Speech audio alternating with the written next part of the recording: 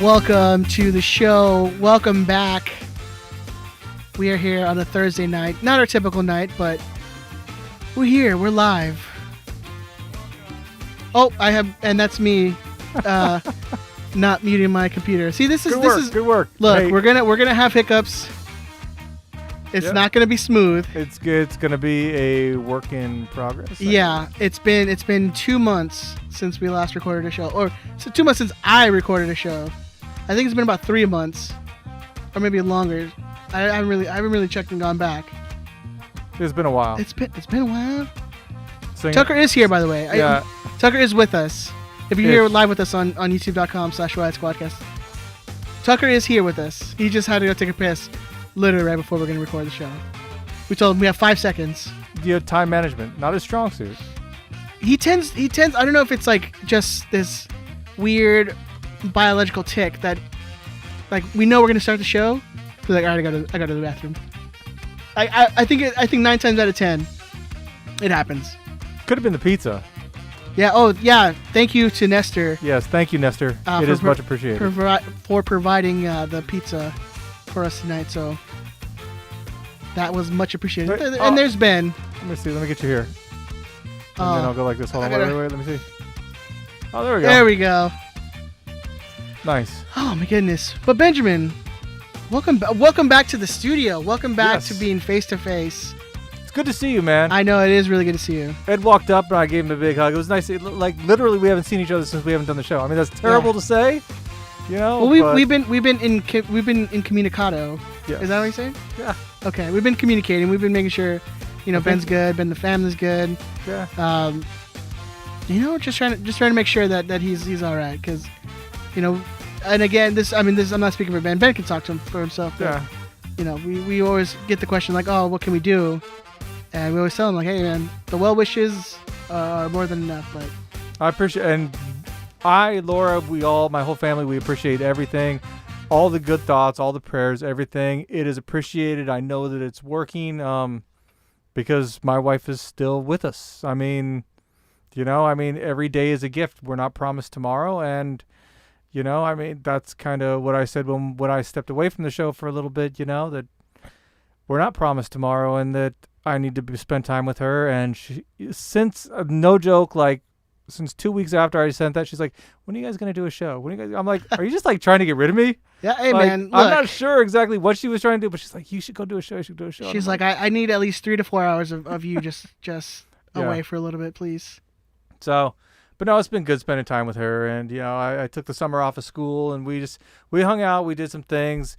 We had some soccer tournaments for the youngest one, and that was cool to go away and to do some, some things, some out of state. You guys went to like Arizona, stuff. Right? Yeah, we were in Arizona, then we were down in Oceanside and down in South Irvine.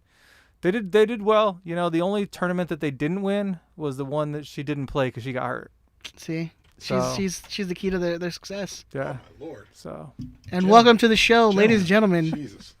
Christopher Tucker.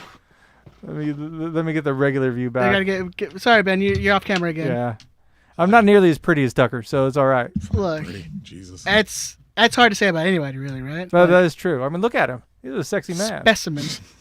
Fuck out of here. Chiseled. What are you doing? I know. From black marble. Oh, I look all right. That's not bad. Dude, I like that. That's the name of the show. Black Marble. Black Marble. That's got to be like a comic book character, right? It is now. Yep. Give George some time. We'll see what's up. Hello, everyone. How are we doing? Everybody, we're back, man. Christopher, welcome back, sir. Oh, it's nice to be in the other home. How are you gentlemen doing? We're doing good. Ben was just talking about his daughter going doing her soccer thing. Now, hang on, pause. What did you guys say while I was gone? We said it might be the pizza. Oh, that's all we said. I'm never eating pizza. What? The moment you ordered Pizza Hut, I was like, "Oh, this is gonna be trouble. This is a bad situation." It's greasy. I apologize for your restroom, by the way. I'm gonna give you a warning now. He's gonna go in there like, "This is Chris Tucker's doing." It was definitely Chris Tucker's doing. But welcome back. It's all good. Christopher, how have you been, sir? We haven't been in this room for 2 months. I think almost 3 months. 3 months, yeah. I didn't even bother to look when the last episode was. I think the last episode recorded was 2 months, but I recorded that via Skype with Big Tony. Oh, right. and that's when I was house sitting for a friend of ours. And you had gone on vacation to Hawaii. Jeez, that was a lifetime ago. Yeah, Yeah. right. But since then, have we recorded an episode since we graduated college? No. No, right? No. So since then, we're actually college graduates now. I know. Yeah. Community. Yeah. Wait. I'm What gonna say caveats are you community putting on there? college graduates. Immediately tries to See, take just it away like- from you. See, Snatch that right there, Ed. Jesus. don't do that to us. You know what? I'm gonna tell you this, Ed. When you graduate from the 4-year university, I'll buy you a drink. Wow. I'll buy you a bottle. A drink. 7/7 was the last episode. July 7th? Yeah.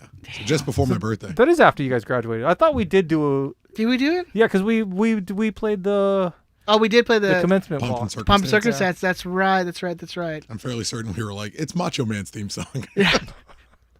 At least that's what we tried to get the one that was Macho Man's theme Yeah. song. But I remember that now. Thank you, Ben. I've been good, man. Life's life is hectic and busy, but thriving. We're doing well. Can't complain. Yeah, man. I mean, since then, I am gainfully employed, full-time employed now. That's awesome. Getting that. So I started working for a high school here in Linwood. Yeah. Not here in Linwood. We're in Gardena, but whatever. It's pretty cool. Hey. Gardena is not Linwood. I know. Believe me. Yeah, I know. We're well aware. Yeah. Yes. We don't have ice cream trucks at 8:00 at night. That was question. Well, that's not an ice cream truck. It's a drug Hey, delivery Oh yeah. system. So Ben's daughter wasn't here right before we started recording, and she's eating an ice cream. And I hear the ice cream truck outside because obviously fat. Do you change? And I'm like, why? There's an ice cream truck here at 8:00 at night, and instantly it popped in my head. Oh no, that's a drug front. But she wasn't here, so I couldn't say that. I think like the she's what, specials are 10, yeah, 11? she's 10. Okay. Yeah, she's 10 now. But yeah, it depends on what song they're playing. I'm convinced like because there'll come a that's time when Signal. he'll play Christmas music and shit. To let you know, man, Snowman is in town. Yeah, exactly. Big brr. Hey, how much for a frosty? Hey, look, if you gotta ask, you can't afford it. It's over that price bracket. Yeah, I get you. Yeah, first one's always free though, Ed. Just Hey. go over there. It's just a taste. How about we're like, you ever had a snowball? Just a taste to get you started. Oh my god! But yeah, but things have been all right. Things have been good. It's working now. Working and still. Well, I'm still in school. Mm-hmm. Because I've It never started my stops. bachelor's. I had 2 weeks off, and then That's right not back bad. into school. So Stay after it, man. Just keep That's at what it. I'm trying Just to. real quick, I apologize to all the people who are just now joining us on the podcast because they missed the whole first part of the show. Oh, So we'll go- Benjamin, you're gonna have to cut the YouTube feed. We'll see. Oh, that's not gonna happen. Wait, why would he cut the YouTube feed? Like, no, cut the audio from the YouTube feed. Oh yeah. I don't know. Do whatever you want. Yeah, hey, Ben. Whatever, man. Welcome to everyone who's Welcome, like listening. welcome to everyone who just started listening. We were talking for 10 minutes. If you on- just joined us now, listen to the podcast. look, hey, go to YouTube. YouTube. If you were concerned at all that we took any of that time to ensure that this podcast went as smoothly as possible, rest assured, we're still the exact same fuck ups you knew Oh yeah. on 7/6. Look, we just took a break for 3 months. Nothing- Nothing's changed. Nothing positive. Nothing positive changed. We're just older and more tired, and admittedly, Hawaii was pretty spiritually transformative for me. Like I came out of that trip. I went in, I would say, with a pretty. I went in on the cusp of a new outlook of life, and that place certainly secured it for me. Like it's really just all about trying to have a good time and Hawaii or the enjoying mushrooms? shit. I don't know what you're talking about, but Yeah. definitely Hawaii. Yeah, 100% Hawaii. Patreon, baby. No, hey, look, hey, Yeah. Patreon. Don't Yeah. worry about it. But yeah, man, Hawaii was. I spent a lot of time with the wife and the kid. Did a lot of hiking. It was a lot of fun. A lot of chilling. A lot of hanging out on the beach. I saw a fucking turtle. I would Swam find with it a hard to imagine like going to Hawaii and just not having a good time. Like just in general, like it'd be hard to not have a good time. I feel. I don't know. I feel like we have friends that could be miserable in Hawaii, right? Oh, that sounds so But sad. doesn't it? But I feel like we got some buddies that could find a way to be miserable in Hawaii. Right. Yeah, it would be challenging, man. It was a great place. Weather hung out in about 77 to 85 degrees the whole time we were there.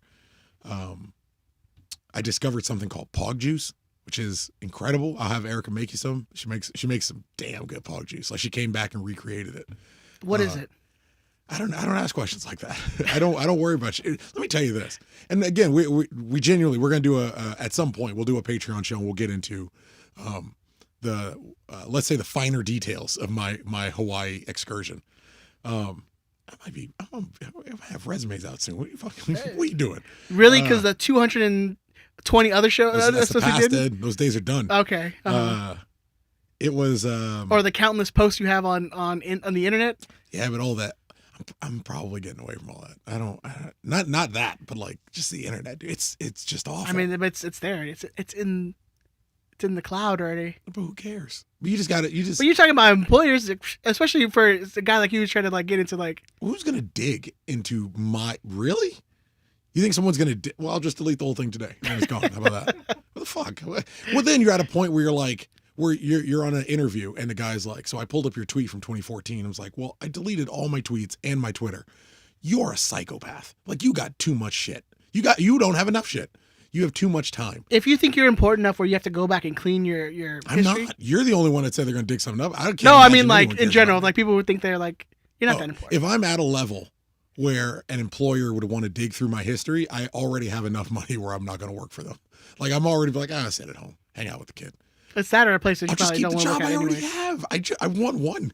I just want to get there and then sit in a job for like 20 years and then call it a day. That's all I'm trying to do. So if anyone's all that interested in me, it's like, I assure you, on my best day, I'm boring.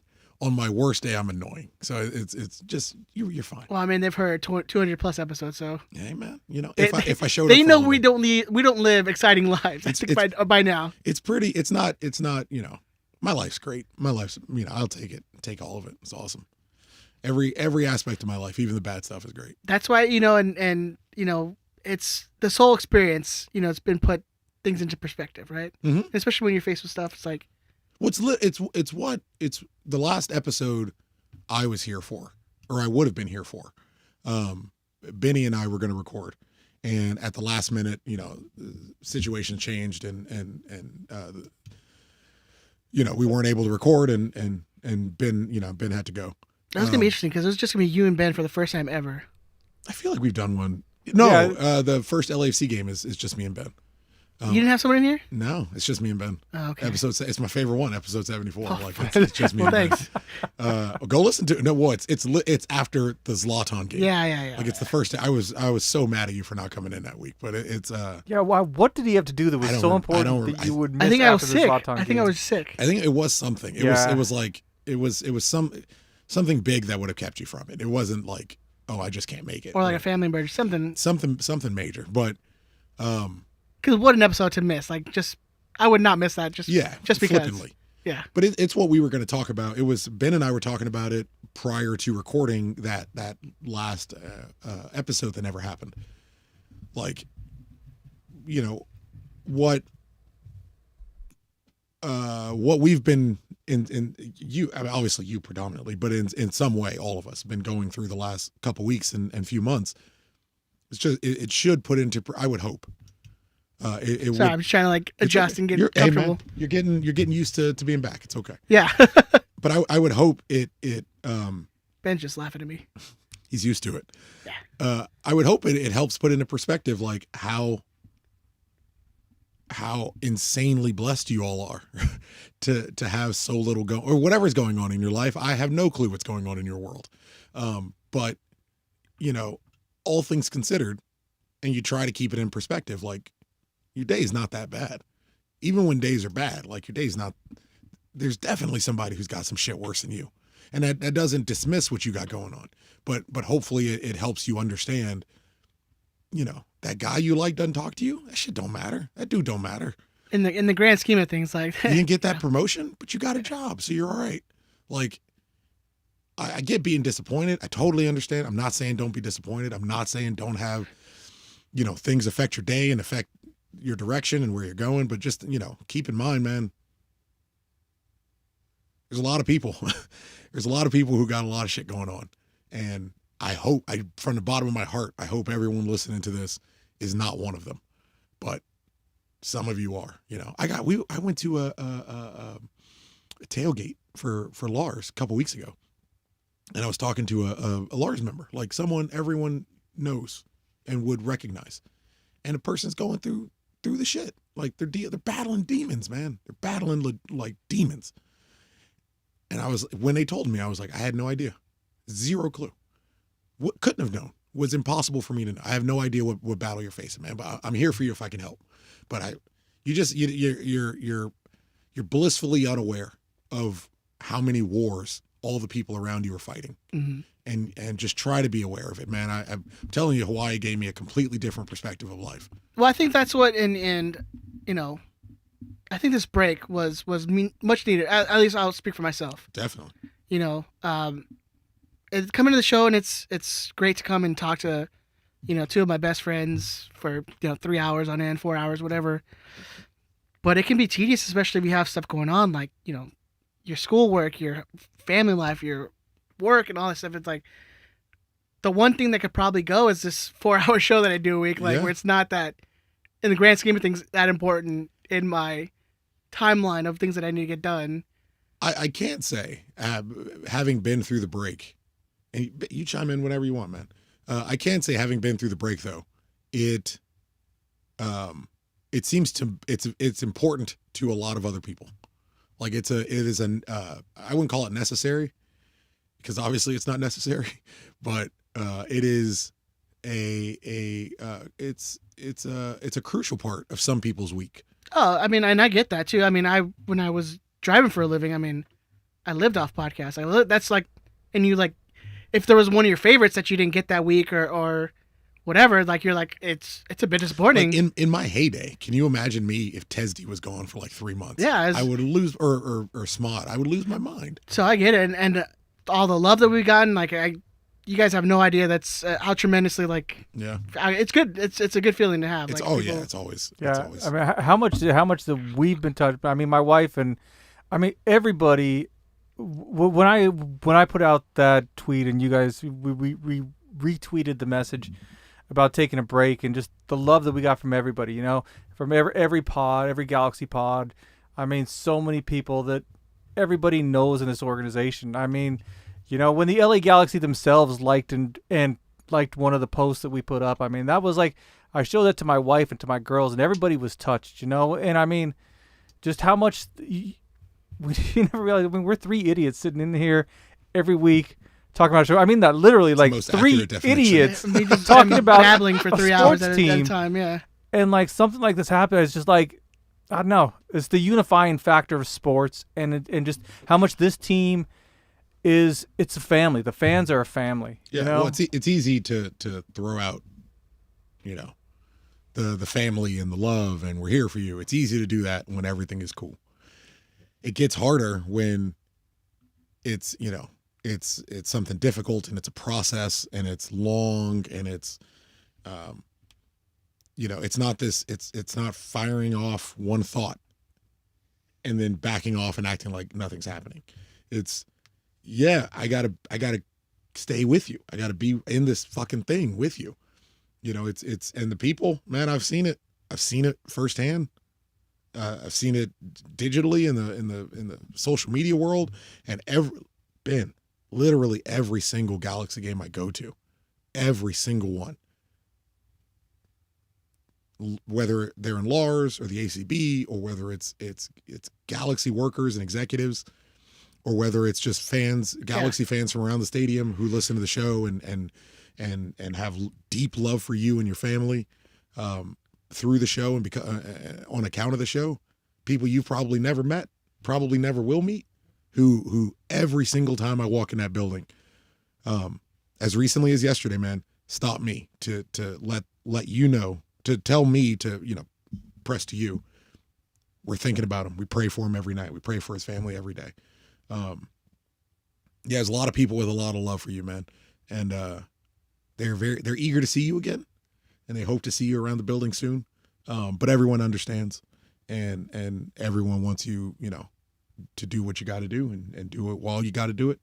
And we're all here for you when you need us. That's the important thing. Yeah, me, my whole family, Laura, the girls, everybody appreciates all the love. And, like I said, I mean, we can't say thank you enough. Never, ever order Pizza Hut again. Nah. And we'll call it even. We should. That's the deal. That was the sad thing is like, I'm like, I love the thing. I was gonna go get good pizza. I was gonna go get good pizza. That's the thing that best is. I was gonna get this good pizza, like this really good pizza that it's like so good. I got Pizza Hut though instead. So no, I didn't feel like driving. You know, I feel like going when they're doing the thing, the Cowboys, and it's like that whole situation I got going on right now. Fucking Pizza Hut. Oh, it's awful. As long as you left the house. Bro, it was like a Call of Duty game. The boom, it was like boom. It's like It was an Adam Cole sized boom. Just sitting on the toilet. Boom. Yeah. Pretty precise. Yeah. Well, we definitely want to say thank you to everyone who's shown love. We appreciate you guys. Came back. And are here with us. We don't know if this is going to be a regular thing again or what's going to happen, but we're here. We're here now. Always was. It'll be what it is while we're here, and when we're not, it won't be. We're here now, so we're going to enjoy it. Hopefully you guys enjoy it. Yeah. We love you guys. This might be a great moment. Pause. All the views expressed by the Riot Squadcast, as it was before, exclusively just the views of my good buddy Ben, my good buddy Ed, and myself. Ed's opinions are for Ed. My opinions are for me. Ben's opinions are for him. Usually you roll with your boy and you back him. Yeah, I got my boys back. But just want to remind everyone in the world, it's just us sitting down having a conversation. Going to be as inoffensive as possible. I genuinely strive to be as inoffensive as possible. It may not seem that way, but just us sitting having conversation. Just us talking. Just us talking. Yes, and I do see in the YouTube live chat, if you happen to be listening live on youtube.com/Riot Squadcast, go ahead and twiddly dinks that like button. More importantly, if subscribe. Subscribe. I wasn't going to say that. If you're also listening to Josh Gessman's live podcast, just post twiddly dinks in his live chat for me really quick. Everyone who's listening to it, go or buy a super chat, and that just says twiddly dinks. Yeah. Spend $5 and just type in do a Twitter Patreon and hear about the Hawaii story. It's gonna be fun. Unless you want to get into some Galaxy stuff, or I'm gonna go in his live chat and post twiddly dinks right now. Yeah, I'm telling you, because he has enough subscribers where they can it's called the super chats or whatever, that they can pay during your live streaming. Let's see how many people are in his live chat. I remember watching 57. We're not that far from that. I remember Guessman. I was watching one of the live, and then someone paid $5 to complain about something. Hey man, are you not on Galaxy Twitter? That's the world we live in. And I laughed so hard. I'm like, this dude went out of his way, spent he's like, you know what? I'm not gonna have Starbucks tomorrow. Yo, I'm giving a shout out, a personal shout. Yes, my fucking man. Someone did it before I even finished it. Nice. I don't know how to say his name. It's got to be. Well, it's like an Esteban, but there's two. There's three. I love all of you so very much. Well, we're glad you're here. You have no idea how much we're happy to be back in the studio. 4. Nice. Josh is looking at it. Josh is looking at it like, what the fuck is Twiddly Dinks? And it wasn't our intention to go live at the exact same time as happens. Josh's, but here we are. We're here. Look at that. His watch numbers are going through the roof. There you go. You're welcome, Guessman. Keeping you afloat, Josh. We're giving you those 3 to 4 number of extra viewers in your live chat. There's another Twiddly Dinks. There's 2 more. Twiddly, if you're gonna go over there, Twiddly Dinks says like button too. Yeah. Give that dude. Just give him a little Twiddly Dinks real quick. All day. Just tickle it a little bit. Dink days.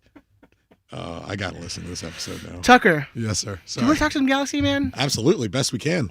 I know. See, offline. Or not really offline, off the show, the Galaxy never ended. Like, we were constantly talking Galaxy. We're on the forums. Yeah.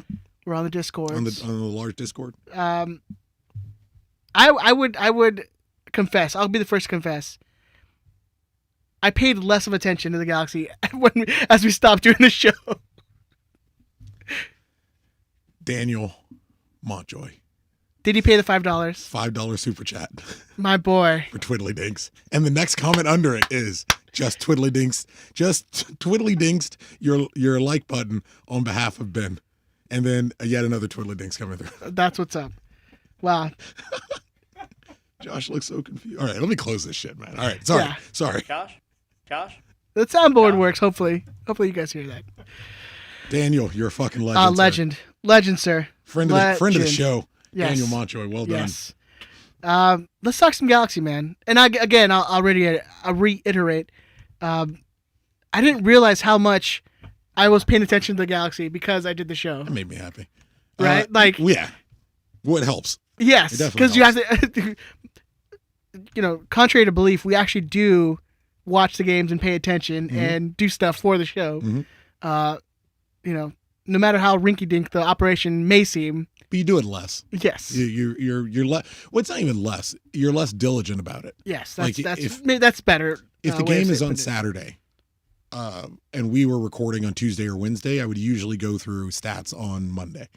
I would if I was able to get the video file in time, and I'm definitely not complaining.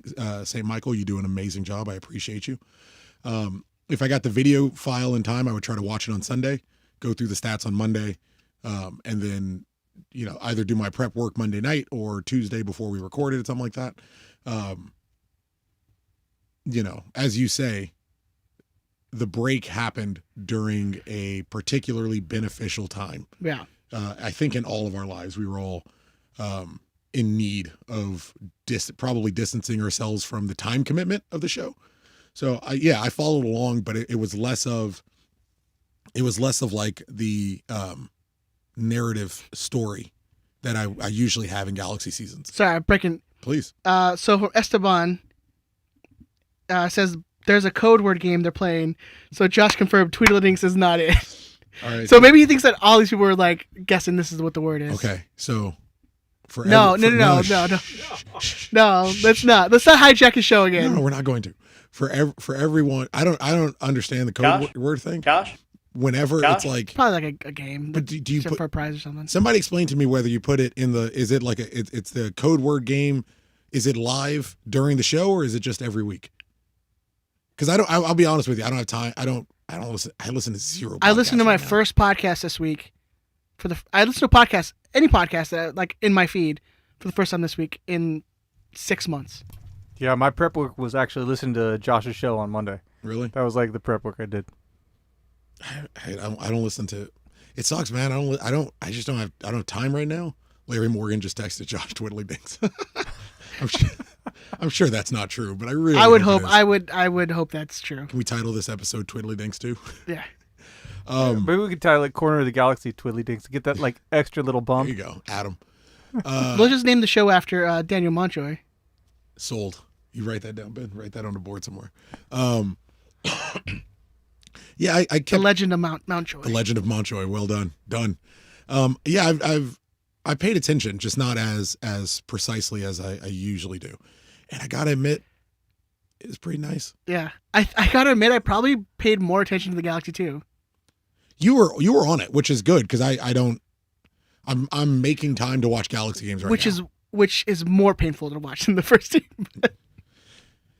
Yeah. I don't know why I was like, you know what, I'm gonna enjoy this, and then never do. Yeah, I ran into a Galaxy 2 player at the game yesterday, and was able to like talk with him a little bit. It was nice, because it hasn't been the greatest season in the world, and it started off pretty good. Yeah, and then tailspin real fast. And all those kids can confirm. Josh Guessman received a text from Larry Morgan. Larry Morgan's my new favorite fucking person in the world. No disrespect, gentlemen. Larry Morgan's the best. This is the legend of Larry Morgan.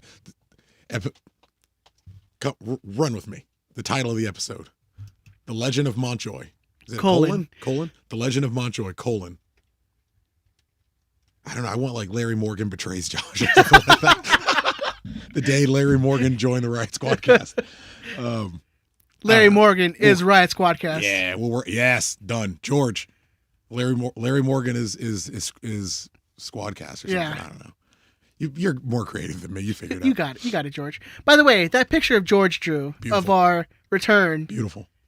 Why do I look like Hank Hill's dad where I have no shins? How else do you you want to? Ed, do you really want? Look, I understand the height to weight ratio. You do realize is absurd. Ed, the reason why I was laughing at you earlier is because Ed can't. What you guys can't see is Ed can't touch the floor in his chair. No, I can't touch the floor. I'm swinging, baby. So when he was trying to adjust his seat, he's over there. His legs are I have just to flailing. push off the stuff that's underneath. Oh man, the table. Let me allow But you. I'm like trying to get comfortable. Hold on, let me see if I can get this. Allow me to paint. No. I'm gonna paint him a mental picture.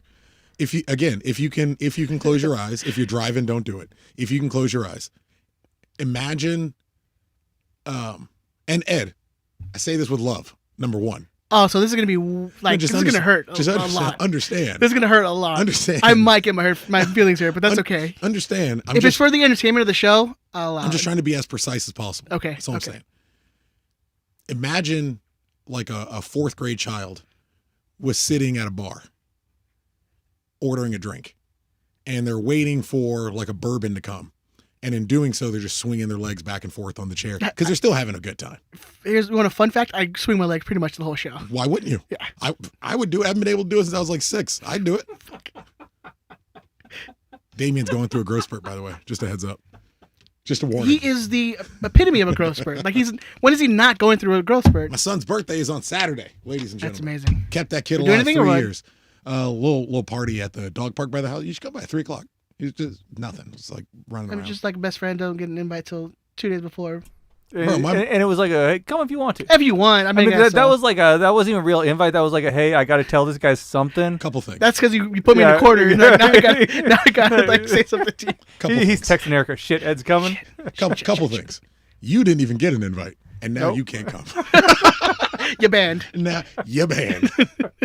We'll see you at 4. You get another chance. See if you're more grateful. We'll see how it works. All right. Why would you want? Who the fuck wants to go to a kid's party, man? It's support of you guys. It's not support of the kid. But I don't need it. The kid don't give a shit that I'm there. He doesn't. He actively doesn't. Yeah. Especially if you're not bringing him a gift, he won't care less. Well, I would bring a gift. Well, don't do it for me. Do it. Yeah, I guess you have to do it for me. Because he doesn't give a fuck, and I wouldn't want. But see, you to this go. is as adults. This is how we hang out now. Oh, wait till you have kids. When kids are involved, like that's anytime you hang out with adults is because of kids. All my friends who are not in this room right now all have children and live in my neighborhood. Like that's where it, the Damien is the world to me, man. So I don't, everything kind of hovers around him. Even the friends. Galaxy. We gotta get back to the Galaxy. We were supposed to get back. Yeah, you just fuck it. You know what? Here, go back to Josh's thing and Twiddly Dinks that chat. Yeah, let's go back to hijack Josh's show. You know what? We did do this on purpose and do a live show at 8 o'clock on a Thursday. Yeah, we should. No, we really should. did. Do you want to talk G2 at all? I mean, have you been paying attention? No, you would be informing me. I know Preston Judd remains Moving the man. on. Preston Judd remains the man. I saw Jalen Neal's back. Jalen Neal's back. You had for Kranis was benched for a little bit. Mm-hmm. Harvey was playing center back. He just got moved back to D mid. They had Harvey at center back for a good stretch. And I forgot that the dude's only 21. Like I thought the dude was like 27 years old. Carlos Harvey? Yeah. So I'm like, why? Who cares about this dude? Why are you playing him over for Kranis, who's the future center back? And I look it up. I'm like, that's right. He's still only 21 years old. We made a massive mistake. Everybody stayed on Gaston. That's fine. His numbers are still up there. That's fine. They were like, oh shit, they're talking about the Galaxy instead of their important dumbass stuff. friendship. Instead of not being invited to a birthday party that he didn't want to be at. Yeah. Well, I see it isn't looking great. Like the last game, it was crazy. If I would tell you to go back and watch the full game against Phoenix, because anytime it's a game against Phoenix, I'm like, look, is it going to be a 4-0 loss or a 5-0 loss? Like that's usually going into a game against Phoenix. I'm like, that's what's going to happen. Crazy back and forth. Yeah. The Galaxy went up, then they get the game's tied, then they go down, then they tie the game, and it's 3-2 going into like the 80th minute. Galaxy score. Hugo Perez with just golazo. Like the touch, the turn, the shot, beautiful. Ties it up 3-3. And in the most G2 fashion, of course this is how the G2 lose a game. Mm-hmm. In the 96th minute on an own goal. Yeah. Oh, what was it? It was a Jesus? It was Jesus Vasquez, right? yeah. Jonathan Perez got that goal. Jonathan, sorry, we call him Hugo Perez. Yeah, I was like, who the fuck is Hugo Perez? The 70-year-old Hugo, or 65-year-old Hugo Perez. No, Jonathan Perez. Jonathan Perez. But yeah, 96th minute own goal, and I wrote this in Discord. I was like, this is peak G2, like losing in that fashion. It is what it is. It's been frustrating. It's been good to see guys though, like Preston Judd, Josh Drack. I like Drack. I like Picasso, who I think is great. Yeah, I mean, look, there's still talent. I wonder if there was a lot of upheaval with a lot of guys moving to the first team, a lot of guys not really getting a chance to play. Dunbar, Saldana, like guys who would play at G2 level. Yeah, I think that's the thing too, is just the inconsistency of having a consistent starting lineup where you have guys like Dunbar coming back, you have guys like I saw a lineup. Jonathan Perez coming in and out of the lineup, you have guys like it's. I think I saw a lineup 2 weeks ago had Isaac Bawa was outside back starting at center back. It's like that's over Neil Furcranis. What was the other kid's name? Neil Furcranis, Harvey, who you had playing there. Like you have there's talent, man. Well, I wonder if there's like a. I haven't followed it enough to say, so I shouldn't even speak on it. But yeah, it's the upside of a second team is that the results don't necessarily matter as much as how the players are playing, right? And if they're getting it. Yeah, as our good friend Tracer always alludes to, are they growing? Are they developing? Are they developing? Are they developing fast? Are they developing properly? How did the development go? Did they develop? Did they develop more in that game? Yeah, awesome. Did they lose? All right, well, what are you going to do? But it's Yeah, I mean, I think, and this is the argument that I have with them all the time. It's like I understand that G2 is not there to win championships. Like that's not the goal of G2. The goal is to develop the guys, the young kids, move up to the first team, or to Germany, honor free, or just not play at all and call it a coach's decision, bro, even though you're out of contract and you have no contract. Hang out on the Insta with your girl, and you're constantly at G2 games and you're constantly at first team games or whatever. It's glow up. I love what the kid's doing. Yeah, hey man, waste a year of your career. Cool, man. It's on you. Hey, you happy? It's his career. Hey, you happy? I guess. I still got a left back. I got 3 left backs. This is the thing, man. There's a thousand, whatever player you have, even where I'm like, for free, we lost this great talent for free. Look, dude, there's a billion midfielders. There's a billion center backs. There's a billion outside backs. There's a billion forwards. I would very much like you to play on my team. But if that's not going to be the case, there's a billion kids that'll take your spot. Yeah, it's hard to be sad over these players. Like, obviously, it's like, oh, I wish they would have been with us. I wish they'd stick with us. But the guys who go overseas in Germany, you're like, and then now they're playing for second division Portuguese teams or whatever. Yeah. Hey, I mean, might still work out. I don't know. I hope it does. I hope it works for you. Hope you. But it's not for my team, so I don't give a shit. I hope it works for. I mean, you're alluding to Mauricio, but like, I hope it works for. I hope it works for him. We have talent at that level that I will choose to focus on the talent at that level who wants to play for us. And I guess if they succeed, like that's good look on us. Good luck on them. Like, get your money, man. But look, there's Mauricio's and there's Augie's. Since we were gone, Augie's got loaned.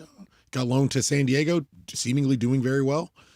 It was one of the likely paths, but it was one of the likely paths. You're either going to crack into the first team and start working your way into playing or getting substitute minutes at his age, or but his situation is a little different though too. How do you figure? Where he got the first team contract and was like, it's not even different. It's the other option. He got both options. He got it and got an opportunity to compete for those minutes and that position, and it didn't work. You're not. It's the way that it's the build of. But what I say is different is that. It was an attitude issue, not more of like, "Hey, well, let's try you out." The coach came out and said like his attitude issue. Yeah. Well, look, when you're getting subbed on down a goal with 2 minutes left, when you're getting subbed on with junk minutes, and you're lazily trotting, you're done, man. Yeah. Like you got, and you're it's your first year up from the second team. Come on. Yeah. Well, I think even before he got signed, we kind of had that. Like, we talked about this where like, hey, it's either he gets signed or he's got to move away. Well, and the thing is, like, the place you move to is another city with a USL team where that is their soccer team. Yeah. And that's a fine place for for most soccer players. You got to think about how few guys actually get to make it in Major League Soccer. There's not that many guys versus how many people are playing soccer in America. Being a starting Brek forward, Shea still has a career, so Brek Shea can, hey, he can fucking ball Augie out.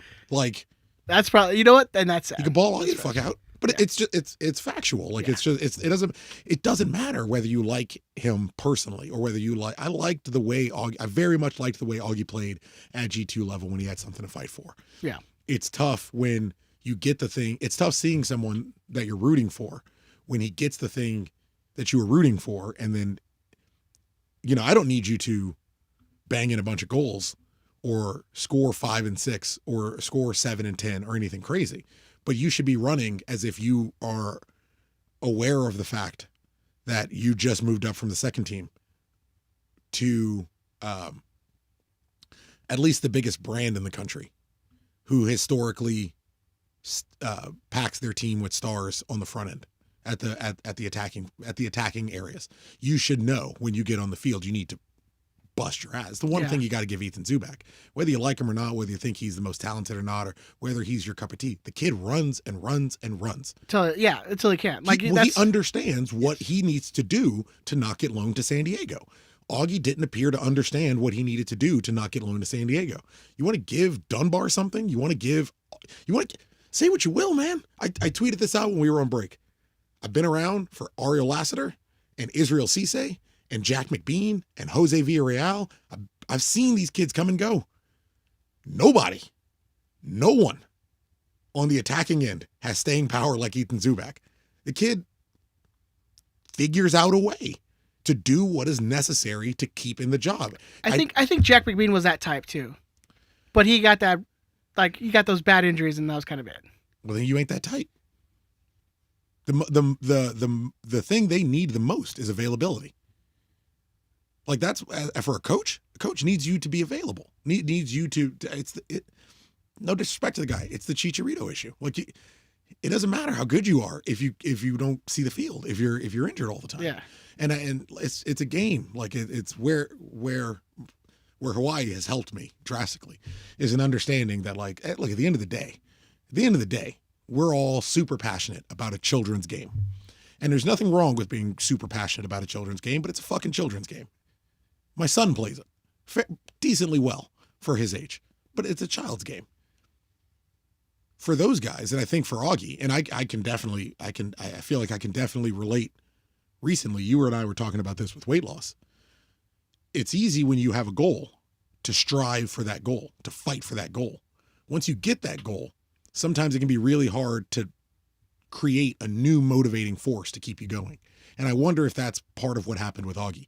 But what you got to give Ethan, he keeps finding a motivating force and something to push him to, at a minimum, you sub me on, I'm going to give you everything I have. What I have may not be great. It's called Jesus, sir. Yeah, man. Augie might want to find the Lord. It might not be the best ability and the best talent in the world, but the guy's going to do his best to stay on the field. He's going to do his best to earn those minutes. Except wear a mask or get vaccinated. Hey, man, that's the Lord. Look. But doesn't get injured, doesn't have a disciplinary issue, doesn't get sent off, doesn't seem to be a coaching problem. Kid has figured out at a minimum how to survive. Yeah. And that's the game. And I mean, that's the thing too, is I think he has put himself in a position where, say the Galaxy's like, hey, it's not going to work out. Like, I think he's putting himself in a position where, like, another team will pick him up. Yeah. USL. Yeah. USL level. I don't disagree with you. I just think he's shown enough to get a big. I can see him on, got no Whitecaps. Maybe in Austin. Yeah. They're terrible, so he might fit in. Come on. Disrespect my boy. Oh, man. But speaking of the first team, let's talk the most recent game. Anything else, G2? Remy Cabral got some goals. Remy Cabral, he's been scoring a couple. He's been knocking some in, yeah. He put a couple in. Again, it's been rough, but if you're one who doesn't care about results, then I mean it's cool. Like I still watch. Like I enjoy watching the young kids play and develop. And if you are into that, this Saturday they will play against Oakland. Ooh, that's a rivalry game. It's those games got spicy very quickly. This home or away? This will be away. Okay. So if you want to watch that, it'll be Saturday at 7:00. Currently, the G2 are sitting second to last in their division. Probably not winning the cup. Playoffs is probably. I wonder if anyone's driving up to Oakland for that game, because I know they did that caravan to San Diego, which is cool. If we are your only repository of Galaxy information, I think it was the ACB did a bus down to San Diego for the Galaxy 2 and versus there was, San Diego. I don't know. I think one of our buddies, friend of the show, Bixby, posted either it was a comment from Reddit or somewhere how embarrassing it was that they heard the Galaxy fans throughout the game and not the San Diego fans. It was loud. So good on you guys. Yeah. Tuck, you ever been to Oakland? Yeah. Oh, San Jose used to play there. You ever been to San Diego? I have been to San Diego. So you can understand why they took a bus to San Diego and no one's taking a bus to Oakland. I don't know that. I don't. Oh no. Why is that, Ben? I only posed the question. Oakland. Why is that, Ben? Say it. Say what you want to say. Say what you want to say. Oakland's a shithole. Jeez. Sorry. He's right back. Sorry. LAFC is gonna be protesting us again. How dare you? Chris Tucker said that Oakland is a shithole. And then our buddy Art reminds us that G2 are back in the track and field stadium. I saw that. Yeah. So their excuse of not letting fans in was because they're playing at the home stadium, but now they've been playing in the track and field stadium for the last couple of weeks. So yeah, you ain't gonna get a complaint out of me. You know why they're back at the track and field stadium? In all honesty, I'll bet you.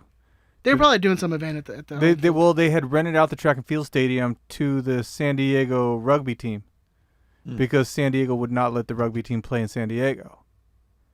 So the San Diego Legion, which is their rugby team, their MLR team, which is a better name than Guillotines. Hey, take it easy. They're not champions. You are Major League Rugby champions. That's right. The another title for LA, Title Town. So, but yeah, no, that's why you only matter in LA if you win titles. Yeah, but I'll bet you that's why that they, because they had it all set up for rugby there. They had the rugby goalposts, everything like that. So they took all that out, probably put the soccer stuff back in, and now that there's not a chance for the Galaxy to make money on that, they're like, go play back at the track and field stadium. It probably costs money. Way more to have the team play at the track and field stadium or at the home stadium. The big stadium, yeah. Yeah, but they were clearly making that money. It's the reason why they're doing it. So last update before we move on from this, G2 are currently sitting 7th in the Pacific Division, while Oakland are in 5th. Oakland with 27 points from 22 games. G2 with 23 points from 22 games. And Oakland is a standalone team, right? Mm-hmm. Yes. Just promoted from the 3rd division, I think. Well, promoted in the sense of they just was like, we're going to go. Yeah, that's the Oakland roots, right? Everyone listening to this understands the American soccer market. of just moving to another league. They got promoted in as much as they were like, hey. But here's the bright side: is at least we're not worse than the Las Vegas Lights or LAFC Light. Yeah. So that still hurts, man. Las Vegas had something going and they had to fuck it up like that. Excuse my language. Well, they're trying to get an MLS now, so that shit might be over pretty soon. We'll see. Yeah, I know. Say goodbye to Real Salt Lake. No, they're just gonna come up. They're taking Sacramento's spot. Is what they'll they're just doing. expand. Yeah, I'm down with that. I'm never gonna go. Man. To Vegas? Yeah, I'm never going again. What are you talking about? Vegas is not really your scene, so it's too much, man. Any place where there is a demand for me to be outside, probably not gonna happen. Or they're like, Vegas, you can drink on the street. I'm like, I can drink at home. Easy. And at home, I don't see any of you. So it's perfect. I don't have to deal with any of you. Yeah, just stay home. Any of your drunkenness. Be fine. Chris is like, I only deal with drunkenness at the soccer games. And most of the time people have to deal with my drunkenness. Yeah. I yelled at some people yesterday for sure. Terrible. Yeah. No, we had an experience together. It's beautiful. It's great. We had a moment. Never have that moment again. Getting micro-wasted on a Wednesday. I thought you said micro-wasted. I was like, No, macro-wasted. There's your title. The Legend of Montjoy. Larry Morgan was macro-wasted. The Legend of Montjoy? Montjoy. Colon. what was the rest of the title? Larry Morgan betrays Guessman. Larry Morgan betrays Guessman. 2. Macro wasted. Macro wasted. I like it. Oh my goodness! All right, let's talk some first team. Boom. It's been 12 games since we've done an episode, so we're not gonna review all those games. What we will talk about is we talk about the game that happened yesterday against Houston, 1-1 draw. Galaxy go down pretty early in the game. That goal, I can't really put a blame on anyone. It's just a quick turnover and Fafa Pico. Is that how you pronounce Fafa the name? Pico, yeah. Gets behind the defense and slots the goal. I mean, it's. I'm doing my best to work on this. Like, hey man, none of this shit matters. But on the podcast where we talk about it might be a little. Let me put that guy to the side. Yeah. As someone who rewatched that game, let me put that gentleman to the side for a second. You could put that goal on Victor Vasquez. There's I watched it a couple times today. There's a play that develops prior to that goal, just prior to the build up to that goal. That's like Victor Vasquez trying a really weird off balance bouncing 1-2 with Ryan Revolution, however I'm supposed to pronounce his name. He tries a really weird 1-2, doesn't come off. So he chases the ball down up to the keeper, which is really strange. He runs past 2 lines of defense to get there, completely pulls himself out of position, just screws the whole like shape up. Houston plays the ball right back through his space where Victor should be. Plays it out wide, try to cross it in, it gets bounced back out. He gets beat for a header really, really easily. The Houston player takes the ball, passes it through the middle, and it gets passed to Fafa. But there's like a weird, probably 20, 25 second buildup, specifically from Victor. And there's a lot of, like, Ryan has a bad tackle that kind of leads to the goal, and there's a bunch of different things. Yeah. I mean, this game was filled with like sequences of like. It's a lot of bad soccer. Most of it was just bad soccer. Yeah. Like 1-1, I thought 1-1 was a fair result. Even though we had the majority of the possession, we dominated them on passes, we dominated them on touches. Stats. We as our LAFC friends would say. Colin won in the stats. Yeah, I'll add it to it. I wonder how much of how long of a title we can make on the episode. So right now Ben's gonna find out tonight when he puts the episode. So far we have The Legend of Montjoy, Larry Morgan betrays Guessman 2, macro wasted, we won on the stats. So we'll see how much further we can get. Cool. But yeah, looking at it just through the stat line, we dominated that game. But that's where stats tell a portion of a story. And you can see Galaxy players clearly looking frustrated. Not able to connect.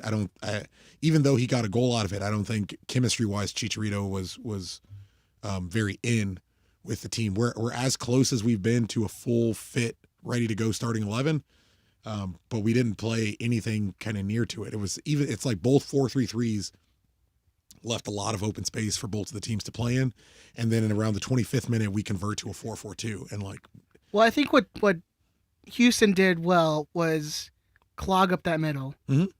So you had to go on outsides, and we're not great at crossing the ball. Or if you go back and watch the game, and it's his second game back, Chicha not making great runs, or stopping his runs where he should just keep continuing the run. Mm-hmm. Who actually had a couple of great crosses was I'm gonna mess up his name. What's Nico? I'll call him Nico. He had a couple of great crosses that had Chicho or someone just kept running into the box. Could have got on the end of. There was a couple times, Javier. There's a first chance that's crossed from the left side by Nico. I think it's around. I want to say it's around the 15th minute or so. I might be wrong. Where Javi's a step and a half, maybe 2 steps behind it. Other than that, it's a goal, banging goal. But that's, that'll take time. It's hard to hear. It'll take time. 23 games into a season, but we're still at 23 games into the season. The entire starting 11 hasn't played one game together. Yeah. This last month and a half where we had international breaks, we had injuries. International. There's a lot of things that are pulling everyone. Ironically, it's no different than the show, man. Like we went on break because scheduling just got too crazy and all this shit got so crazy, and it's just the way it is. Like it's life. It's a child's game. Like And we life knew- keeps getting in the way. And we That's what knew happens. going into the season it was going to be a condensed season. Yeah, and it was going to be a challenge. We knew it's a separate issue, but you knew they were going to ask. They were going to ask a lot.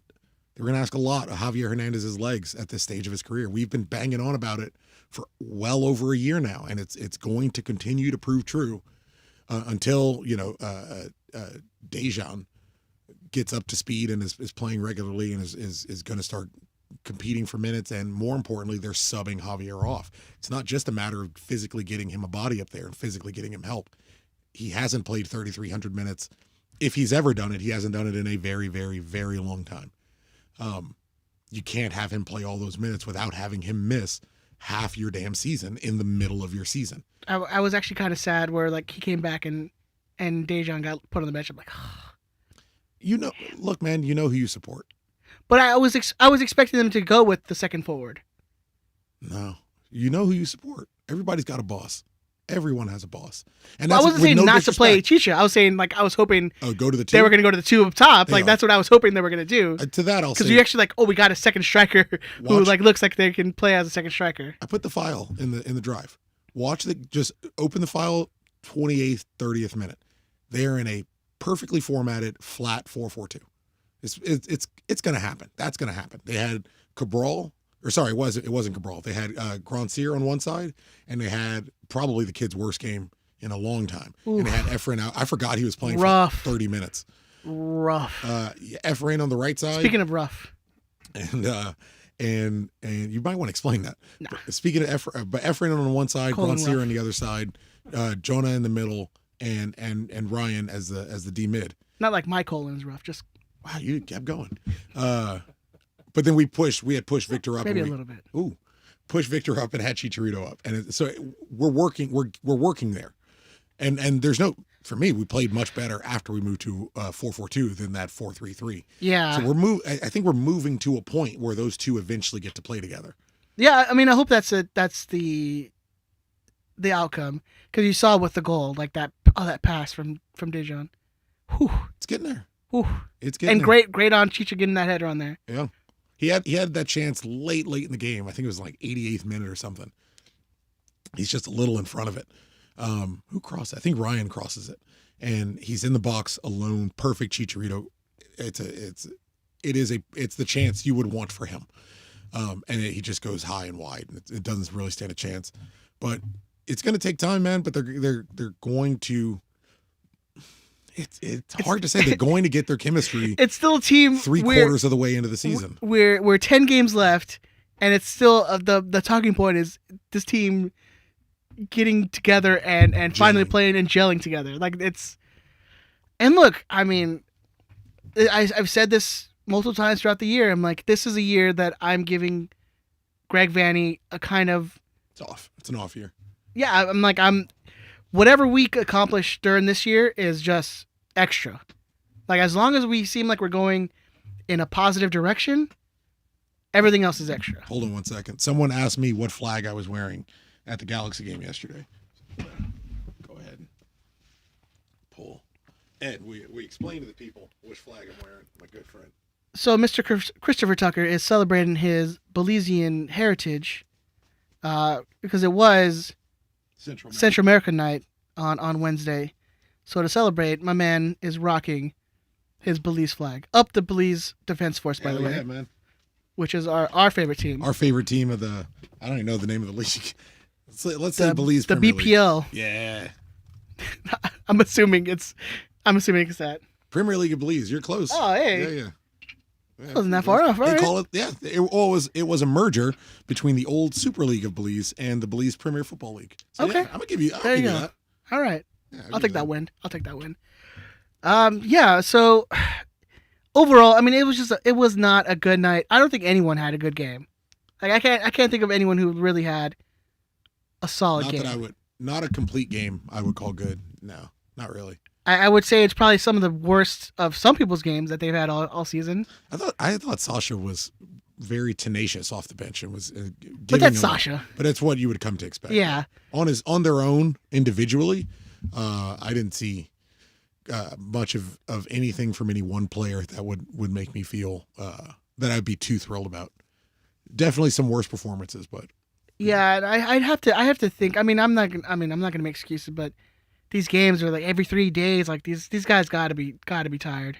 It's a lot in a way that the people who are talking about the players can't. Yeah, I'll go as far as say all of them. All of them can't begin to perceive how exhausting it must be to have the amount of games that they're having. So I'm remiss to call someone like lazy or lethargic. I think Guessman's show just ended. Did it?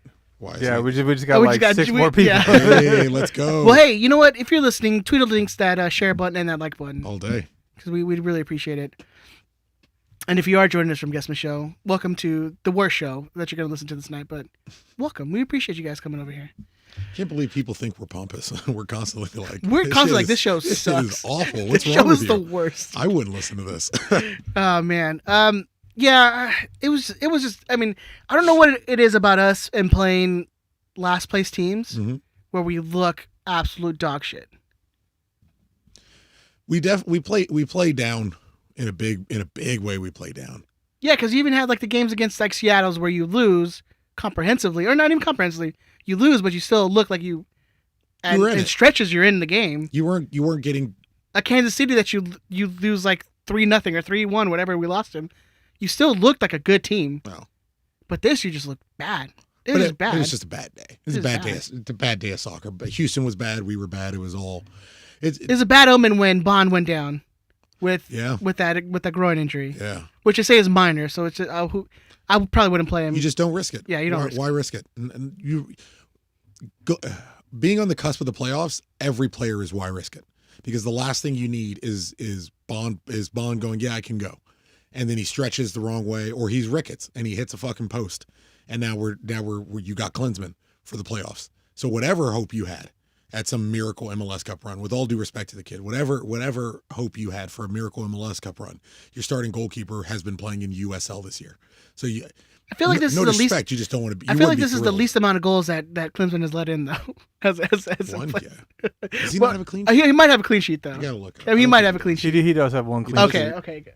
Yeah, in fact, it was the one game that I think he started this year. He got a clean sheet. Okay, well, good on you, Klinsmann. You got a great goals against average so far this year. He's 2 clean sheets actually. Oh, look at you!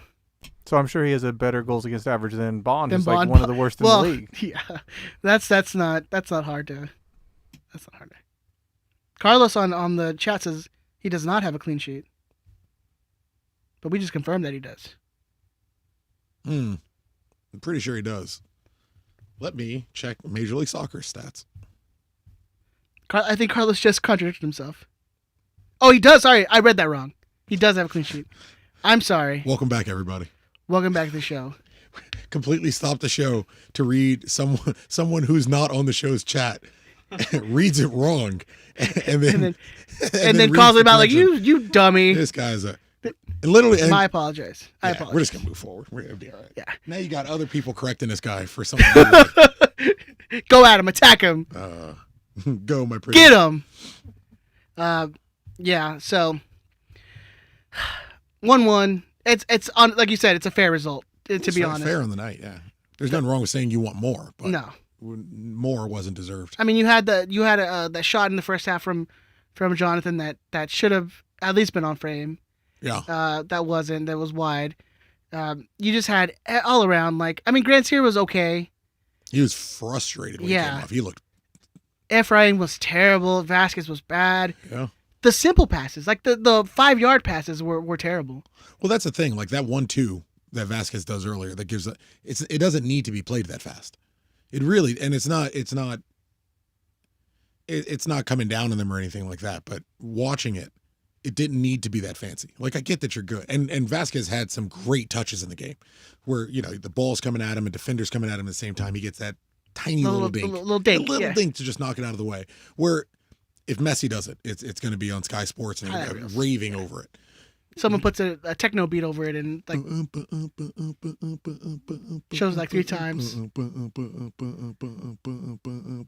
That's it. That's all you need. Hits.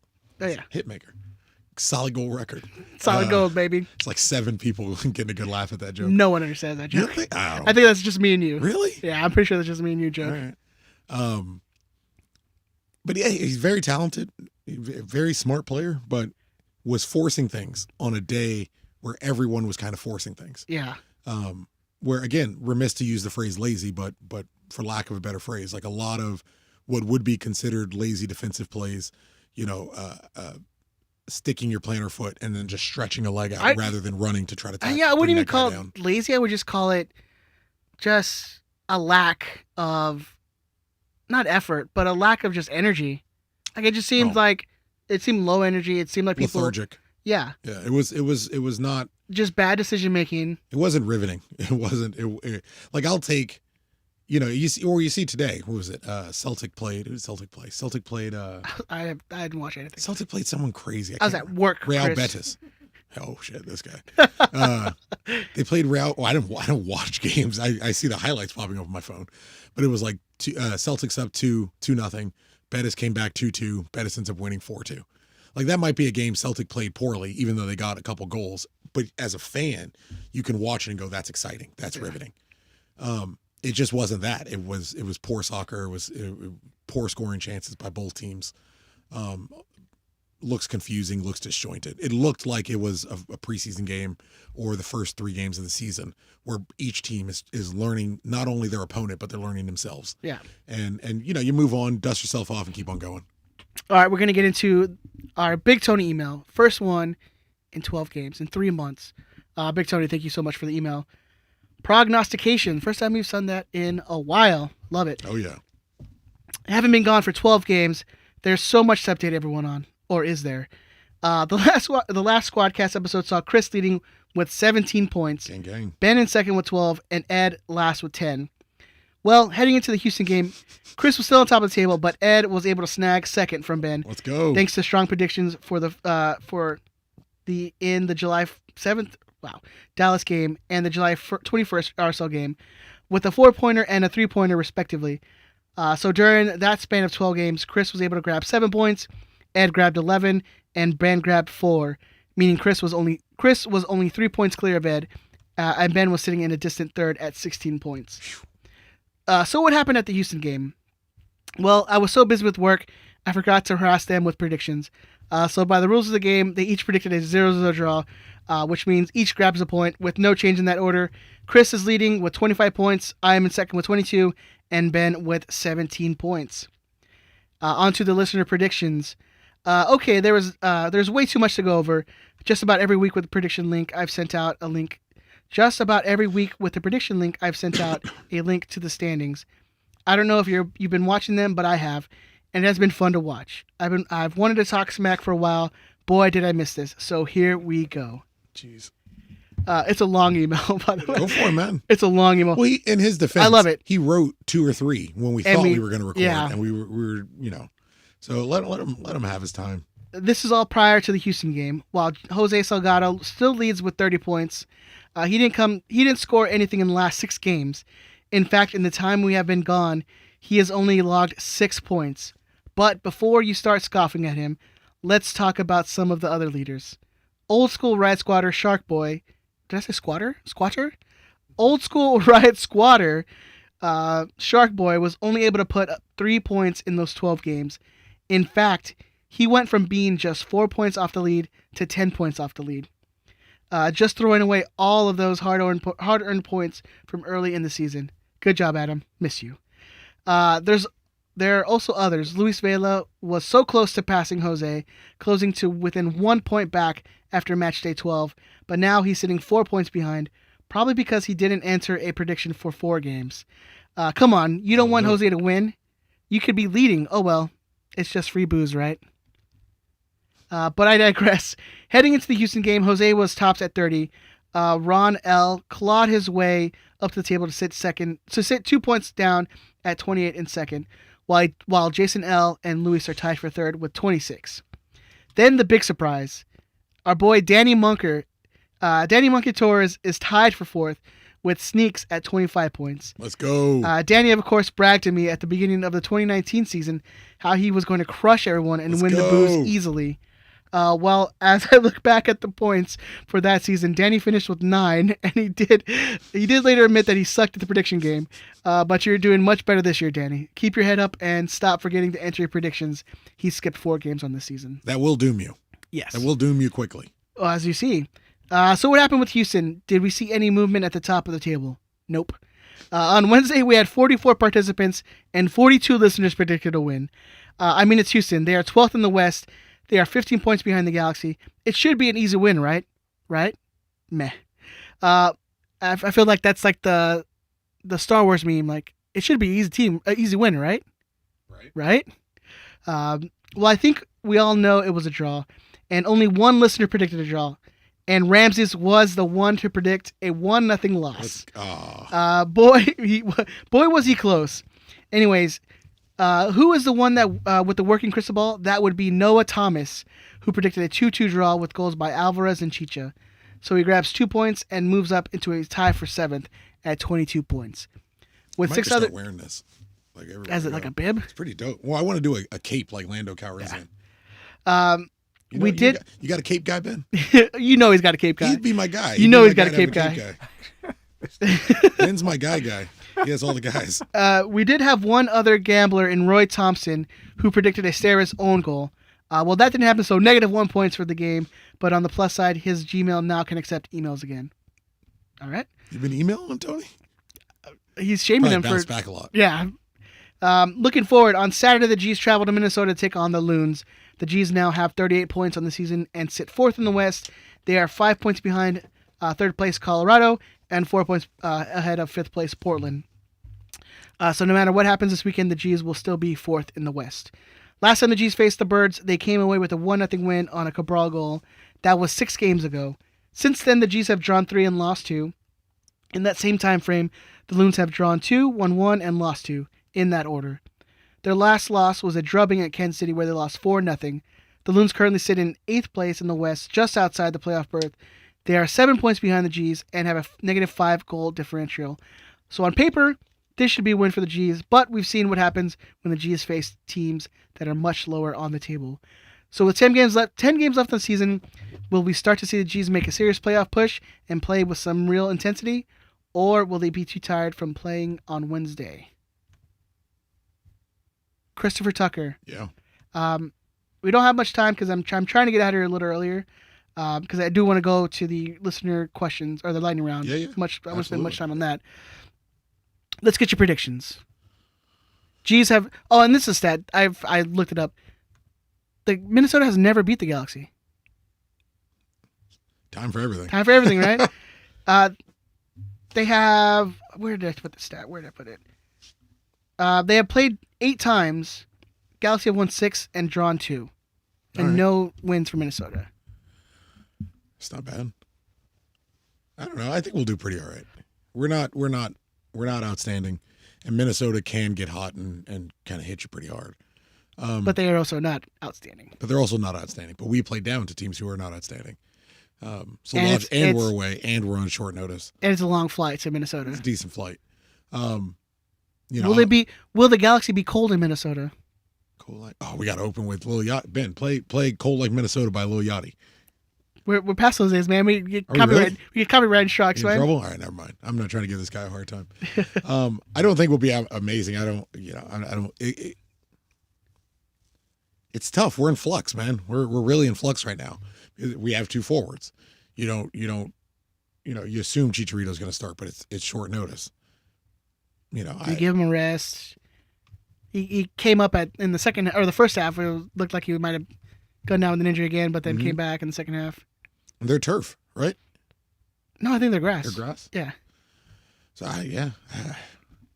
I'm cautious. I think let's try to coast out the rest of the season. I had one more goal for Javier on my predictions for him. I had 12-5, which seemed crazy the first few weeks of the season, and now seems then he scored 8 goals in the first 4 games. So it seems a little more realistic now, or some mixture of 17 goal scoring contributions. Yeah. Which I think he's kind of on pace for. I'm not super hopeful. I would like. I just don't want anybody to go down hurt. I want to get a little closer to fitness. I want to. We're headed to what, a 3-game road trip in 2 weeks. Yeah. you get a couple points out of that. It's not the end of the world. Looking for 6, probably, or looking for 7, really. Probably take 6, some mixture of it. But I don't. Overall, I don't think it's gonna be great. I would take 6 points in a 3-game. Yeah. Right now, away stretch. Yeah, absolutely. Especially where you haven't won a game in 5 games. Last thing we was against Minnesota. And that was 6 games ago. Yeah. So you've taken 3 points out of the last 5 games. They're about middle of the road. They're I think they're close to having a pretty similar. I don't know their record, but I would imagine it's pretty similar to being about evens. I'll take just to go with, or am I picking my prediction now? Yeah. I'm going to continue us on the path we've been on, and I'll take a 2-2 draw. Okay. That's safe. That's safe. I could see both teams are pretty bad. They leak goals. I'll give it 1 to Chicha in the hope he gets to 12, and I'll give the kid a bounce back game. And I'm not guaranteed that he's going to play. That would be dangerous. If anything, as a head coach, Efrain, as a head coach, benching him wouldn't be the worst thing. Like, calm him down, let him sit and take a break. But I'll give it to Sebastian. He hasn't gotten one in a while. Yeah, he's getting kind of heat for whatever reason. People, I'm trying to be positive, but people are dumb. Like, you let stupid people be. This is the thing. I guess your bench should have gone first. People can give him heat. People can give anybody heat. It only matters if you decide to read them. Yeah. If you just ignore, because I assure you, Leggett has already ignored all of them. So it's the desire to, it's the I'm need. sure he goes down to his back to his really nice house with his beautiful girlfriend or fiance. Yeah, are they engaged? Are they engaged? I thought they were engaged. It seems no bullshit, Ben. It seems like something you would know.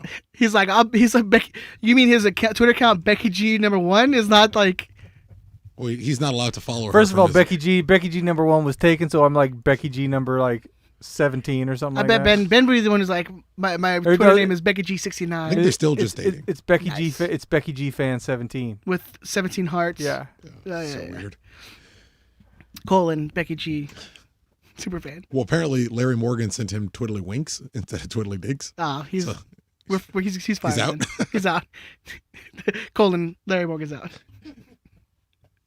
All right, Benjamin. What about you, man? Yeah, as we've seen, Cabral owns Minnesota, so I'm gonna continue that. And I need points. I need points. You gotta start swinging. Yeah, I was when the Galaxy tied yesterday, my biggest thought was, all right, sweet. At least I didn't put a prediction in. I got some points out of it. And I could see them doing a rotation of putting Grandsir and Efrain on the bench and putting Leggett and Cabral back on the field to start. Yeah. Oh, absolutely. Yeah, absolutely. Well, I think we're even seeing. I think we're seeing what is a potential formation option, which is the 4-3-3, where Dejan starts, Chicharito starts, and Cabral is at the point. That's what we saw when Cabral got subbed out. It wasn't so much that, or when Grandsir got subbed out, rather.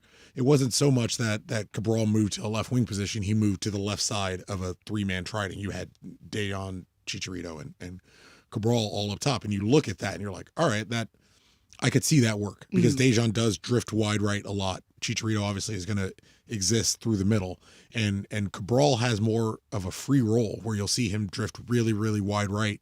You'll see him kind of drift inside to find the game a little bit if he's not getting on the ball enough. But that gives these guys an option to kind of, you can start everybody, air quotes, everybody, and drop Cabral back into a flat 4-4-2 if you want. You can push him all the way up for a 3-man 4-3-3. If Leggett's the third midfielder on the team, you can move him out to the far right side for a 4-4-2 if you need to. If Leggett's not playing and say Leggett is playing and maybe Jonathan's not playing, you have Leggett in the middle and Ravalusin in the middle. Then you can play Efrain on the right side, or then you can play Grandsir and Cabral at the same time on opposite sides of the flanks, and Dejan and Chicharito up top. Move Cabral up when you want. Give you a lot of options. I didn't mean to hijack your answer. Yeah, Ben, good points. Good points on your prediction, Ben. Everything that Chris just said, that's what I was going to. We talked about that before the show. Actually, I'd said all that stuff. Right. So I'll say 2-1 because I think that Ryan's due for a goal. He hasn't scored in a while. Ooh, that's good. So I'll say Ryan and Cabral. Our second best goal scorer? Yeah. Ryan and Cabral, 2-1 Galaxy. Okay. I can see that happening. I can dig I have a feeling. I have a good feeling about this game. I feel like it's a game we come out on top and comprehensive. So I'm gonna go 3-1. I'm gonna say. Appreciate the points, brother. You're welcome. I'm not. Yeah, I was gonna say when we agree, Ed, it tends to go the opposite way. Tucker, I'm not battling you, sir. Yeah, I'm just battling last place. Yeah. Okay. I'm trying to repeat out here. Out in these streets. I have a good feeling about this. I think the Galaxy come out with the win. It's been a little bit. A month, just over. And I wanna continue the not losing to Minnesota. I like that. So yeah, I'll do 3-1. Because this team is definitely giving up goals. I mean, that's just facts. Mm-hmm. I'm gonna say. I'll say Granciera gets 1. I'll say Chicha gets 1. And I'll say. I'm gonna say Estera's goal. Mm. Yeah. You're certain he's playing? Yeah, that's what I was. That's a Williams problem. isn't gonna play. What's going on with him? He's been injured. Well, that's why he wasn't playing this game. I think. And Well, I knew I he was don't- injured. That's why he was out for this last one. And I feel like, again, what you're saying, like why risk it? Yeah, you shouldn't. Well, you can risk the defenders because they're not amazing, but yet You're talking about team of the week winner Daniel Steres. So was Big Dick on the team of the week before Prior. last game. Yeah. before this one. No, I have a good feeling, man. I don't know. I'm definitely gonna be wrong.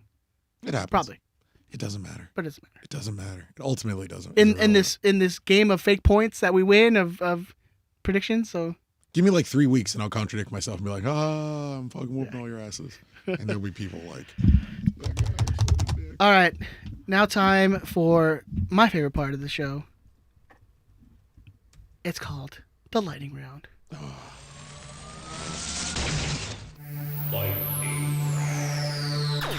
Pew pew pew. Ed, you want to tell everyone where they can Pew, submit pew, their lightning pew, round pew, questions? Pew pew pew pew pew pew pew pew pew pew pew pew pew pew pew. You can submit your questions on Instagram at Riot Squadcast. You'll see we put a post up, and then you just comment on it, and then we'll have it all in one nice little pocket of the internet, and then we answer the questions. Very good. Most of them, because Ben doesn't say a lot. But it's fine. Most of that. Actually, Jesus no. Christ, We do. What the hell is that? We do answer all Pizza the Hut, Instagram man. questions. Bro, who are you telling?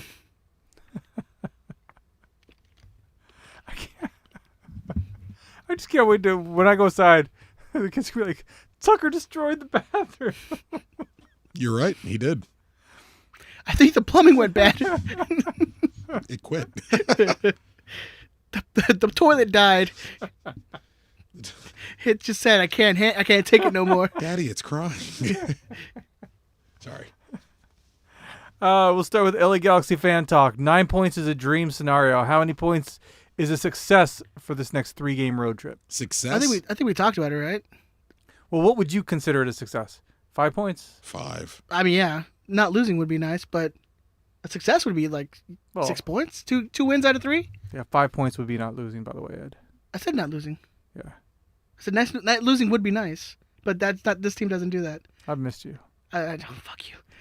I mean, we're playing Austin. Those are like, all winnable games. Minnesota, Austin, and RSL are all winnable games. They're not easy games, but they're all winnable. I feel our RSL is always kind of like a team. It feels for that us, way, though. though, doesn't it? They're not even that good, but it always feels like they're just. Ed, you got to let that day go. I know it hurts, and it's just like, bro, I'm with you. It's the reason we're friends. Every single time we play them, I get nervous and I get like heart palpitations. You got to let it go. The 2009 MLS Cup final is not happening on the 29th of September. It's just Amen. It's a different game. Never. Yeah, you weren't Never. there. Never gonna happen. Never gonna happen. forget. 2 wins out of 3. I think would be successful. So you're saying 6 points, or are you like 7 points? So Successful, I would say 6 points. Seven is a success.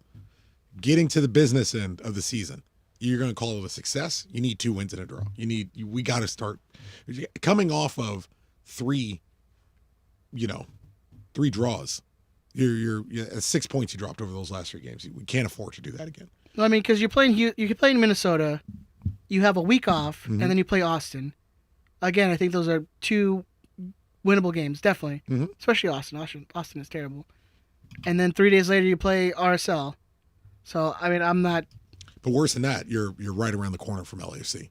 Yeah. So it's a rough patch before a game that you don't want LAFC to be one of your season deciders or something that puts you in a bad spot. Or even with them, they've been winning their last couple of games. You don't want them to jump over you at that point. I think they're 4 or 5 points out. Like it's a success. 7 points is a success. At this stage, 5 points has to be your bare expectation. But if you're talking about a success, we come out without a loss and pretty damn close to maximum points. That's how you would label a success. All right, Uncle Dishwasher, give your optimistic, realistic, and pessimistic predictions of where the G's will finish in the West. Optimistic. And I'm gonna throw this. I mean, keep in mind that going into this season, this was supposed to be a rebuilding year. We weren't expecting this much out of the Galaxy. That's what I keep telling people that. reiterating. I mean, this is honestly, this is gravy. What we're getting right now is gravy. Has money. Yeah. Well, no, you know what? You can say that. You can say that prior to the financial outlay we've made in this season, trying to rebuild quickly. Before you have Kevin Cabral and Grandsir and Koulibaly and Williams and Bond and tying Araujo down. Revolution, but tying Araujo down and tying Efrain Alvarez down. Before you do all those things, then it makes some sense. You're losing, one of the best players I've ever seen in Major League Soccer in Christian Pavón, and you're keeping the ship afloat post Christian Pavón. Hey man, it's honorable. But once you start bringing all these guys in, you're starting to spend all this money, and you're committing us for a long future. I can get people who are starting to press and moving out of that, like, hey, everything we're doing is playing with house money. We are, let me look as quickly as I can. We are 5 points clear of LAFC, who are in the last playoff spot. We're 7 points clear of Minnesota, who is obviously trying to find a way in. Realistic? 5th, 6th, maybe 4th, 5th, 6th, right around where we're at. Optimistic with 10 games left.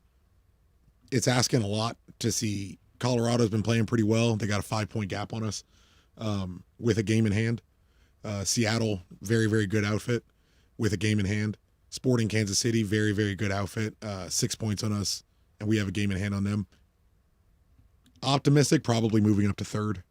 Pessimistic, just outside of the playoffs. If a realistic version of being pessimistic would be just outside of the playoffs. Ed? Realistic, I would agree with Chris. I think 5th, I think is realistic. Optimistic, 3rd. What was it? That was it, right? Pessimistic. Pessimistic? Yeah, it tends to go with the opposite. Sorry, I couldn't think of the optimistic. 3rd one. 7th, just making playoffs, like,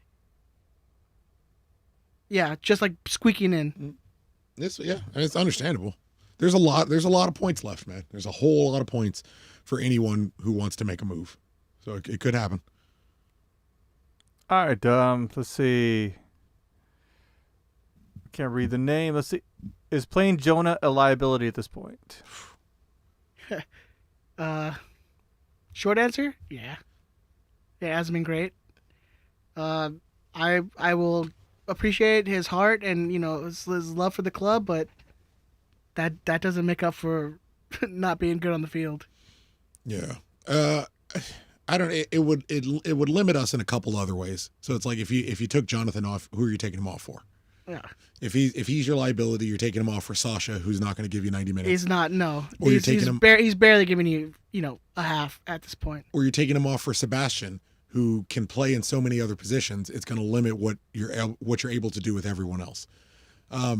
Re-signing him would be a liability. I'm not sure playing through this is a liability. Like we need our best skilled and talented players on the field. He needs to be playing better for sure, but we need our best skilled and talented players on the field consistently able to contribute.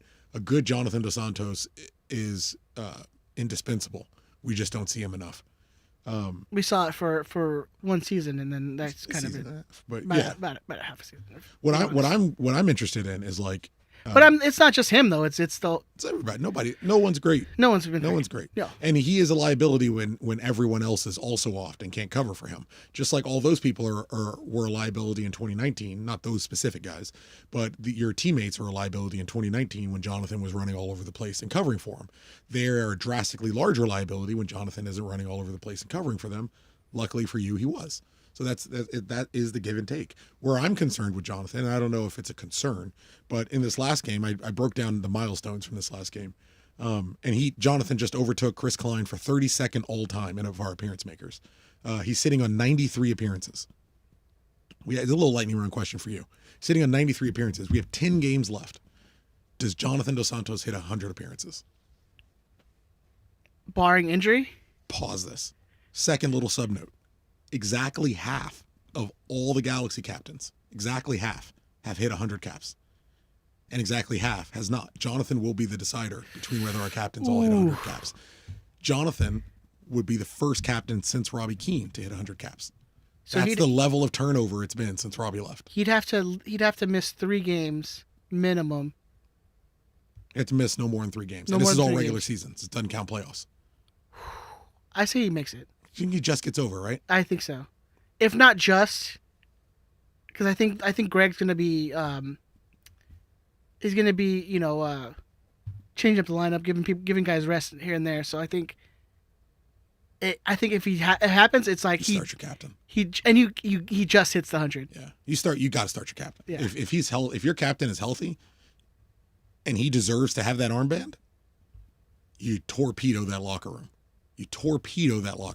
If you're benching your captain. If he's healthy and can go. Right. I mean, it's a contract year, so I guess you could say like, hey, well, what does it matter how pissed he is? I don't know.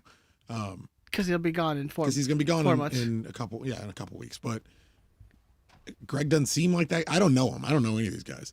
Greg doesn't seem like that guy. Yeah. He seems like a player manager kind of guy and kind of understands that. But yeah, I was updating the numbers while I was doing my prep for tonight, and I was like, oh, he is very close. I can see it happening. I hope it happens, man. Yeah. I think he deserves that moment, and it will likely be the last accolade. I would love it to happen if it was like the last home game of the preseason of the regular season. Yeah, I think if he's at 99, I think if it's his last home game, I can't see him not getting subbed on at some point.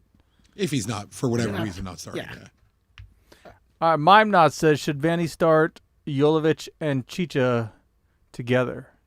I think Chris is beat this horse, this dead horse for years. The boy did pretty well with only one. Well, he had Ethan. That's right. Ethan was up top soaking up all that pressure. So yeah, probably. But we know that he does better with the 2-person system.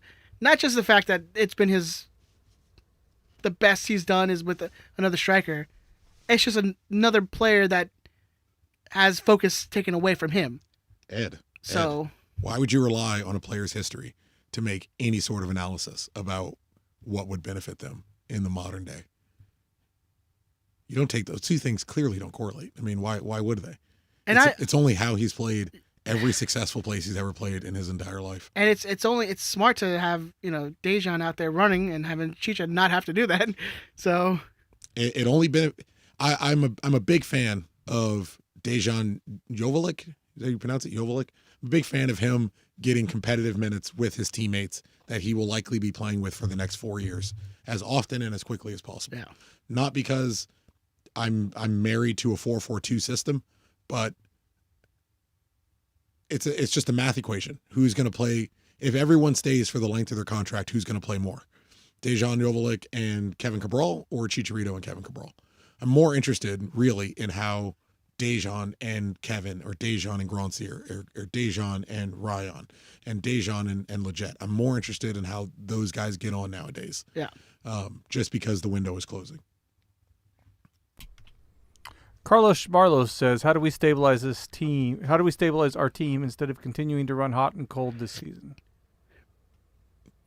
Just hit a groove. Keep everyone together for some time. Hopefully, hoping injuries don't happen again. A nice, to Ed's point, a solid window, a solid chunk of time where everyone is together. everyone is training, everyone is playing, everyone knows their position, knows their place, knows their area in the hierarchy of the team, and it's not being shifted quickly and often because of injuries or international call-ups or father passing or what all the things that have happened this season. When everyone can be in a room, and look again, as we said at the top, that's life. This is one of those seasons, though, man. If the G's like won the cup, It feels like it should. it would be one of those like Cathartic. you'd have to make a movie about that shit. Oh yeah. Yeah. But everything that's happened this year, Probably not gonna happen. But probably not. But I'm saying gonna it's one of those years that if it happened this year, like that would be like. Well, Kevin can be your Pando Ramirez, like depending on what you on how you want to shape your narrative. I feel like Ethan Zubak would be the Panda Ramirez of like everyone just shits on him the whole year, and then he like scores your MLS goal. Yeah, but smart people don't shit on Ethan Zubak. It's just it's other people who shit on Ethan Zubak. If you no, in fact, it had to be Efrain Alvarez who would be like. I would love it. No, he scores the winning goal. You know what would probably be the most idyllic situation for me? Not even we finish sixth. We finished sixth. And whoever finishes seventh in the East, like they make it to the final. And we finish. That's classic LA Galaxy MLS Cup run. But it's just so we can host. Yeah. But idyllic for me is like we finished sixth, and Efrain Alvarez is literally the only one to score in every round of the playoffs. What if? So say the scenario where we make it to the Cup final, and we play against Bruce Arena's New England Revolution. It's the way it should be. And as it is, we would play away. The stories that going into that cup, the amount of like coverage you can get, and like footage, anything you like, that's got to be it right there. Oh yeah, New England LA Galaxy 4. Like it's, let's do it. Yeah. Let's run it back again. I'm okay with it. I don't think it'll happen, but no. Look, I'm not trying to get in. Like I'm not saying it's gonna happen. I'm saying it would be an amazing story. It would make I think your movie would it would be goal 4. Like your movie would happen. I'm all right with that. All right.